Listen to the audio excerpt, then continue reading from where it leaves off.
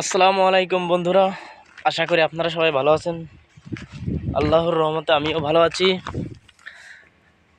আমি ভিডিও ছাড়ি ফেসবুকে, তা হচ্ছে অনেকেই আমাকে ভালো লাগে না, ঠিক আছে।